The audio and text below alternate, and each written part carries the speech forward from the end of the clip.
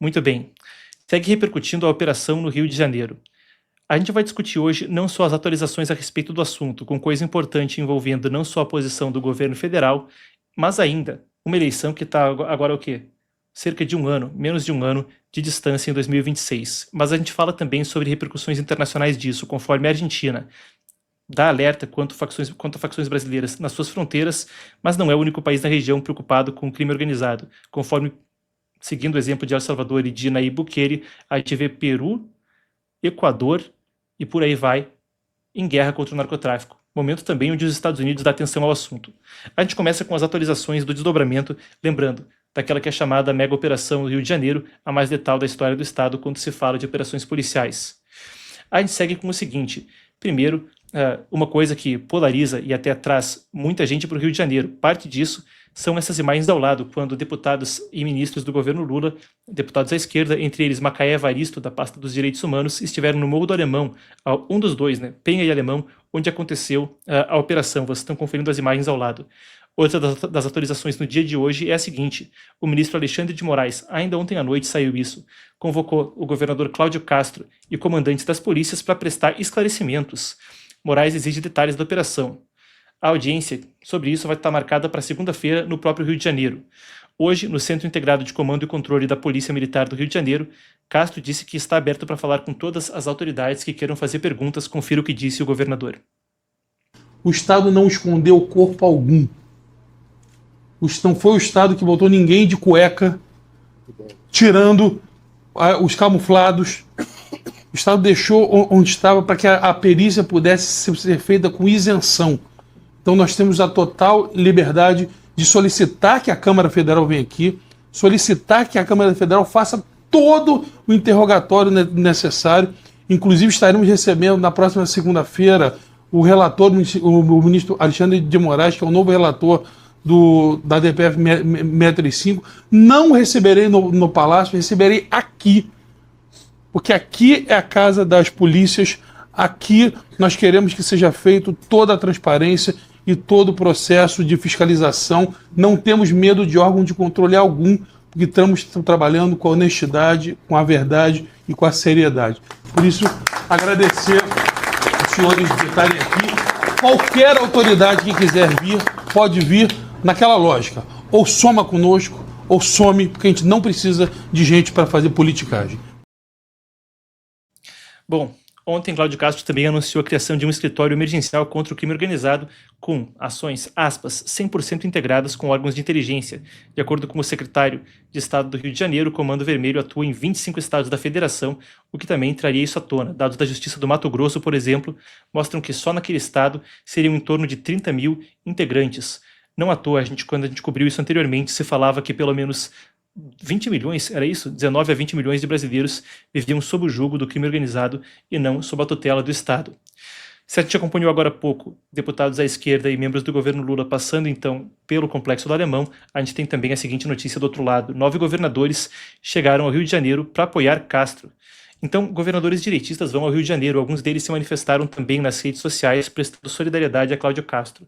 A gente tem aqui o seguinte: Jorginho Melo, de Santa Catarina, Tarcísio de Freitas, de São Paulo, Romeu Zema, de Minas Gerais, Wilson Lima, do Amazonas, Ronaldo Caiado, do União Brasil, de Goiás, Mauro Mendes, Mato Grosso. Esses foram os que fizeram publicações nas redes sociais, mas ainda tem Ratinho Júnior, do Paraná, Ibanez Rocha, do Distrito Federal, e Eduardo Ridel, do Mato Grosso do Sul, que não se manifestaram nas redes, mas estão confirmados, então, na comitiva que passa pelo Rio de Janeiro nesta segunda-feira. Aí, não à toa, a gente vê comoção quanto ao assunto. Um dos pontos-chave aí é entender que estamos a um ano de uma eleição e que isso mexe também com definição de política pública e definição de quem se reelege ou de quem se elege. A gente decidiu trazer dados a respeito do seguinte. Então, a apuração do Epoch Times traz isso aqui. Segundo uma pesquisa encomendada pelo Correio da Manhã, a maioria dos fluminenses aprova a mega operação policial da terça-feira, no Complexo do Alemão e na Penha. A gente tem aqui ao lado, vocês estão conferindo comigo então. 68,85% dos questionados foram favoráveis contra 24,43% que desaprovaram. O levantamento foi feito pela Arrow Pesquisas e ouviu 2.210 pessoas, tanto na capital quanto no interior do estado. Mas aí a gente pode ir para além disso e tentar embasar o que eu falava agora há pouco. Pesquisas divulgadas em junho e outubro, que você vai ver aqui do lado agora, mostram que a segurança pública é a principal preocupação do eleitor, até superando questões como saúde, por exemplo. Aí você confere, então, duas das manchetes a respeito, a da Gazeta do Povo de junho, outra, então, uma pesquisa com a ESTE junto à Universidade Federal de Minas Gerais, de outubro. Principal problema do país por 35% a 37% dos brasileiros. É a fatia mais larga dos brasileiros que entendem essa como a preocupação. Não sei se o jeito que eu falei agora ficou claro, mas nenhuma outra preocupação soma tanto quanto essa daí, com 37%. E outubro é o quê? Esse mês. Isso aí foi publicado dia 10 de outubro, para de cima, a pesquisa com a ESTE com a Universidade Federal de Minas Gerais. Ainda, sob pressão, uma questão que também colocou o governo federal, de certa forma, no holofote para ver como reagiria com a operação no Rio de Janeiro, conforme se concilia uma parte da base esquerdista que vê isso como uma questão de massacre, direitos humanos, ou qualquer que seja a narrativa nesse sentido, outra aí tenta navegar conforme se busca os votos para a eleição de 2026. A gente tem aí o seguinte, isso é a manchete de Mota elogiando Lula e Moro por aprovação de lei contra o crime organizado. A manchete é sobre o elogio do presidente da Câmara de Deputados, Hugo Mota, mas o fato é, sancionado ontem por Lula um projeto de lei de Moro, e ainda hoje, então, publicado no Diário Oficial da União, que, simbólico ou não, apura, então, a questão de alguma coisa ser feita contra o crime organizado. Para a gente ter o dado, antes de prosseguir, é o seguinte, que muda com esse projeto de lei. A Lei das Organizações Criminosas, Lei 12.850 de 2013, agora vai tipificar duas novas modalidades de crime ligados à obstrução de investigações contra o crime organizado. Então, passa então a ser penalizada obstrução de ações contra o crime organizado e conspiração para obstrução de ações contra o crime organizado.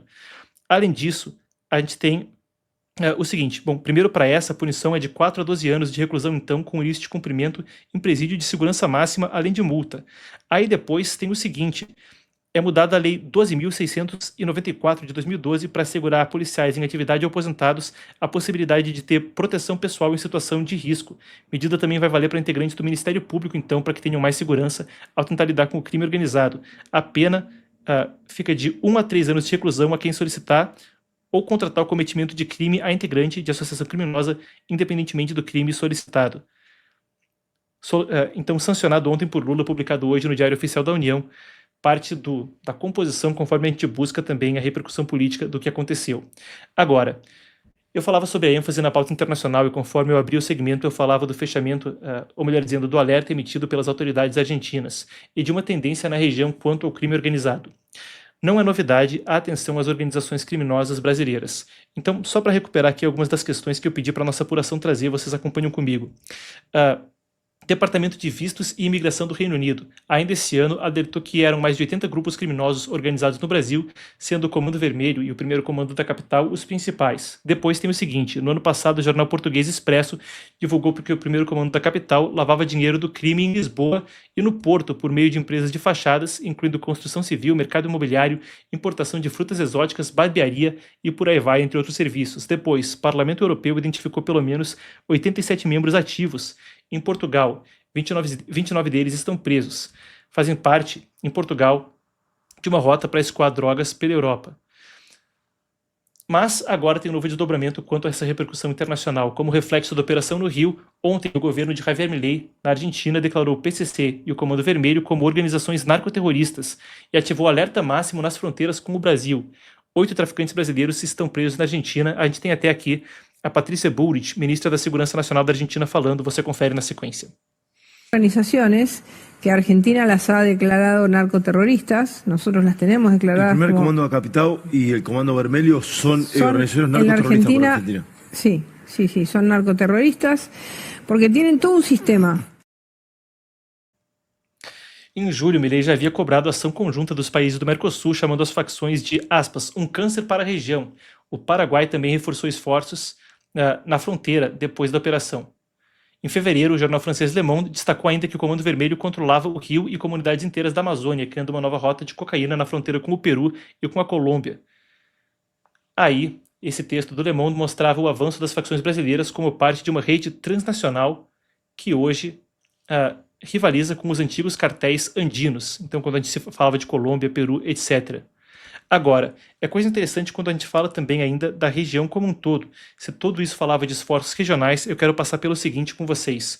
Isso é um mapa que eu pedi para nossa apuração. Com essas linhas vermelhas em cima do mapa, vocês estão vendo então parte de onde ocorreram as operações dos Estados Unidos mirando os tais narcoterroristas na Venezuela, na Colômbia e por aí vai. Um contexto que envolve não só a recompensa de 50 milhões de dólares sobre a cabeça de Maduro, mas a designação de sanções a Gustavo Petro, presidente colombiano, que até se manifestou contra a operação no Rio de Janeiro, sanções que classificavam ele como um traficante. Agora operações novas nesse risco que você vê mais em cima na costa do México. Por outro lado, essa seta que você vê ali na América Central é El Salvador, governo que atraiu a atenção do mundo pela imaginação e a criatividade em como lidar com o crime organizado, famosa prisão, o Centro de Combate ao Terrorismo, CECOT, e como foram controladas as organizações criminosas ali, levando o país de ser um dos mais violentos do mundo para um dos mais seguros. A coisa ecoou pelo mundo todo, e agora a gente vê na América Latina uma série de países que apertam o controle contra o narcotráfico. Esses aí com quadrados em volta do nome no mapa. Então, Equador, onde Daniel Noboa busca uma bucalização do país. E quando a gente fala de uma rede pela região, como a gente citou na reportagem do Le Monde ali atrás, olha, é uma coisa onde o Porto de Guayaquil, segundo uma apuração da Inside Crime, um dos think tanks que monitora isso, fala de até 22 organizações criminosas operando para escoar drogas pelo Porto de Guayaquil no Equador, incluindo rotas envolvendo facções brasileiras. Depois, a Argentina agora com esse alerta, Paraguai reforçando as fronteiras, no Peru, uma sequência de presidentes que caíram. Os caras estão com 8 presidentes em 10 anos. Mas esse mais novo agora, o Heri, que deve ficar interinamente até a próxima eleição peruana, também tem como principal pauta a segurança pública. É um quebra-cabeça aonde, da fronteira norte dos Estados Unidos com o Canadá até as fronteiras do Brasil, com a tríplice fronteira ali com o Paraguai e a Argentina, se fala da pauta do crime organizado e do combate ao narcoterrorismo como premente. A operação no Rio de Janeiro dá o tom de que, se isso afeta a região inteira, pode também ser premente, como a gente viu nas pesquisas na eleição que vem adiante em 2026. Não à toa, além do que a gente descreveu das pesquisas e dos 9 governadores que vão ao Rio de Janeiro, recentemente a mobilização na política local com isso também tem sido intensa. Anteriormente a gente via até vereadora de São Paulo, Amanda Vettorazzo, falando do projeto Anti-Oruan, coisa que movimentou também outras câmaras municipais pelo país, e um discurso que, entre outros candidatos, Partido Missão, outros que aparecem agora nas pesquisas, também é muito forte. Muito bem, a gente continua monitorando a situação para ver que impacto isso traz para a região e o que vem adiante nas eleições de 2026, coisa que agora parece ganhar fôlego, conforme essa operação repercute não só aqui, mas internacionalmente.